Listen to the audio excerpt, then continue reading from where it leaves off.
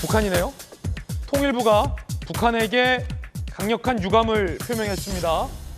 북한이 우리 자산을 자기 입맛대로 쓰고 있다는 겁니다.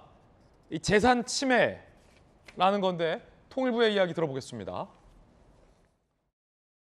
북한 내 우리 측 재산에 대한 침해가 지속되고 있습니다. 우리 재산권에 대한 불법적인 침해로서 매우 유감스럽게 생각합니다.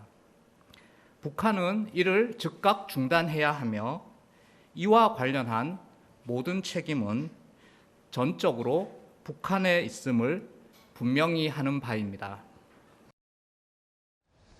자, 통일부가 북한에게 유감을 표명했습니다. 우리 쪽 재산권을 북한이 지금 침해하고 있다는 건데 어떤 사례가 있길래 통일부가 이렇게 북한에게 경고를 소위 한 걸까요? 통일부의 입장입니다.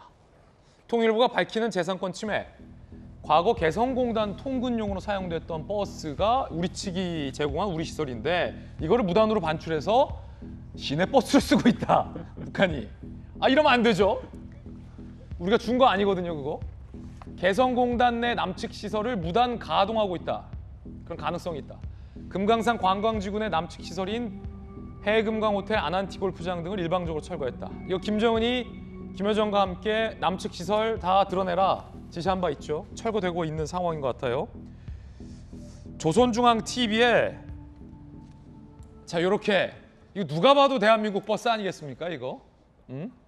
우리나라 버스가 북한 시내에서 소위 시내 버스로 운영되고 있는 모습도 조선중앙TV에 방송이 됐고 요거를 우리 통일부가 포착을 했습니다.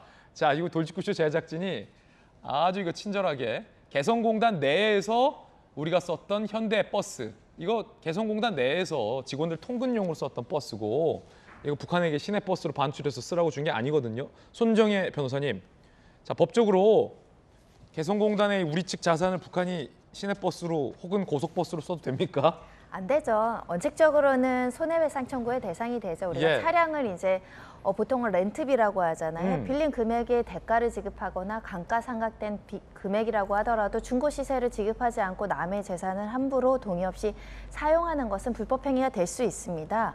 문제는 통일부가 이게 뚜렷하게 어떻게 조치를 할 수 있는 것이 없다는 건데 예를 들면 중국 정부라든가 일본 정부가 어떤 손해배상 책임이 있었을 때는 소송해서 집행해서 받아올 여지가 있는데 네. 북한은 우리나라 내부에 북한의 자산이 없는 한 집행이 곤란하니까 소송을 하더라도 좀 무의미하지 않을까 생각이 들고 결국 외교적으로 이제 좀 이게 민폐이고 모렴치한 행동이기 때문에 이걸 중단하고 이 부분에 대한 조치할 것을 우리 정부가 이제 요구하고 있는 상황인데요.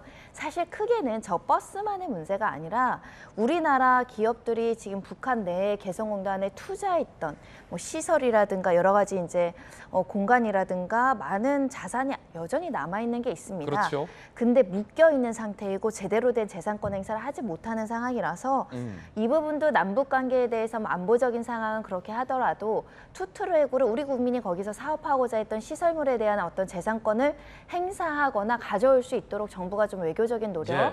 북한과의 소통 필요해 보입니다. 이게 저도 북한 담당 취재를 오래 했습니다만 전재수 의원님 예.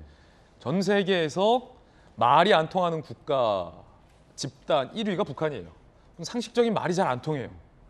그러니까 대화가 어느 정도 통하는 건 북한에게 이득이 있다라고 북한 스스로가 판단했을 때만 상식적인 대화가 어느 정도 통하는데 그걸 제외하고서는 북한의 상식적인 대화가 통하잖아요. 예를 들어서 버스 같은 것도 막 갖다 쓰면 안 되잖아요.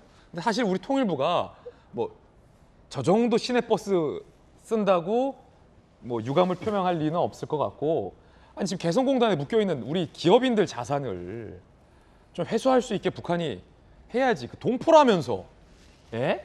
그거 얼마 되지도 않는 거 묶어두고 못 가져가게 하고 이런 거는 사실은 그러니까 저질이에요. 저도 뭐 전적으로 동의를 합니다. 전적으로 동의를 하고 이게 사람과 물자가 자유롭게 왔다 갔다 하고 그 다음에 무슨 일이 있어가지고 물자가 묶였을 경우에는 소위 말해서 재산권이죠. 이것이 철저하게 보장이 되는 그런 이제 이것이 좀 확고하게 좀 확립이 될 필요가 있습니다. 그리고 사실은 우리가 제공한 버스가 이 시내버스용으로 지금 뭐 평양이든 개성이든 이 굴러다니는 게 상당히 좀 이게 좀 그 말이 안 되는 일이죠. 예. 말이 안 되는 일인데 근데 이게 우리 통일부가 저걸 가지고 또 이게 대변인 논평까지 내는 것도 이례적이에요. 좀 이게 너무 좀 이렇게 가벼운 대응이 아닌가 그렇게 생각을 합니다. 오히려 개성공단 우리가 일방적으로 사실은 폐쇄를 했지 않습니까? 거기에 들어가 있는 우리 기업들이 충분히 준비를 하고 물자를 이렇게 저렇게 좀 빼낼 수 있는 준비를 하고 난 뒤에 폐쇄를 해버렸어도 되는데 그런 부분도 좀 아쉬운 부분이 있죠. 우리가 이게 버스 뭐 몇 대 굴러다니는 거 가지고서 논평 내는 것보다 오히려 외교적 노력 이런 것에 통일부가 조금 더 했으면 좋겠다라는 아쉬움도 좀 있습니다. 그 말씀도 굉장히 일리가 있는 게 네. 북한에게 지속적으로 요구를 해야 돼요. 요구를 해야 되고 우리 쪽 남측 기업인들 자산 빨리 줘라라고 요구를 해야지 북한은 요구 안 하면 자기 건 줄 안다니까요. 어쨌든 굉장히 흥미로운 대목이었습니다.